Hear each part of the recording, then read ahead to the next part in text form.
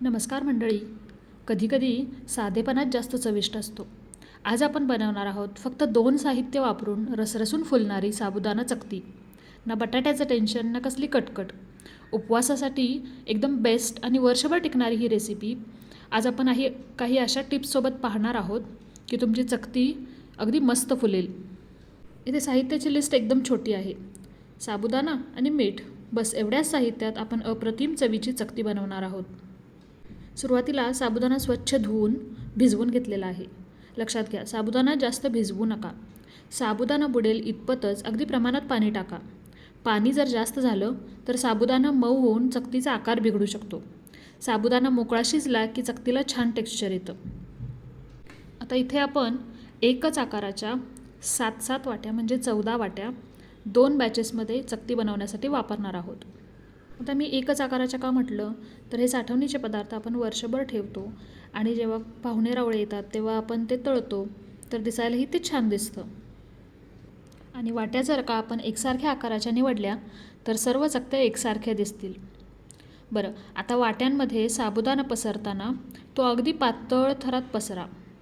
जर का हा थर जाड झाला तर चकती तळताना व्यवस्थित उमलणार नाही. पातळ थर असेल तरच ती छान फुलते. इथे एका साईडला आपण चकत्या वाफवण्यासाठी गॅसवर एका पातेल्यात पाणी उकळायला ठेवलं होतं. या पातेल्यावरती मोदक पात्र ठेवून या आपण साबुदाण्याने भरलेल्या वाट्या त्या मोदक पात्रावरती ठेवणार आहोत. हीच प्रोसेस काही जण इडली पात्रात पण करतात, पण इडली पात्रात केलेल्या चकत्या तळताना खूप चटचट असा आवाज करतात आणि गरम तेलाचे शिंतोडे अंगावर उडू शकतात. म्हणून मोदक पात्रात वाट्या ठेवून बनवलेल्या ह्या चकत्या जास्त सुरक्षित आणि सोयीस्कर पडतात. इथे वाफवण्यासाठी आपल्याला खूप काही वेळ नाही लागणार. भिजवलेला साबुदाणा फक्त पारदर्शक होईपर्यंतच शिजवा, अगदी 1 ते 2 मिनिटांसाठी.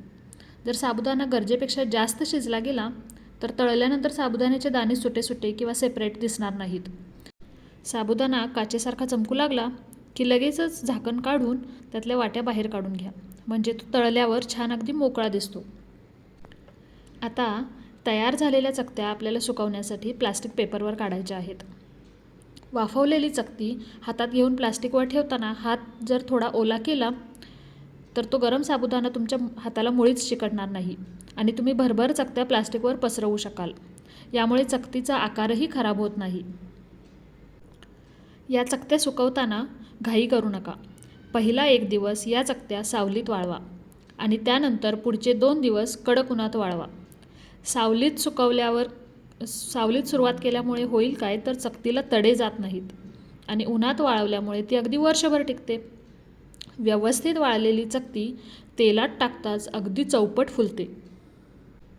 तर तयार आहेत आपल्या कमी साहित्यात अगदी भारी चवीच्या साबुदाणा चकत्या. तुम्ही बघू शकता, या चकत्या तळल्यानंतर अगदी पांढऱ्या शुभ्र आणि खुसखुशीत बनतात. तुम्हीही या साध्या सोप्या पद्धतीने चकत्या करून नक्की पहा आणि व्हिडिओ आवडल्यास लाईक शेअर करा. पुन्हा भेटू. धन्यवाद.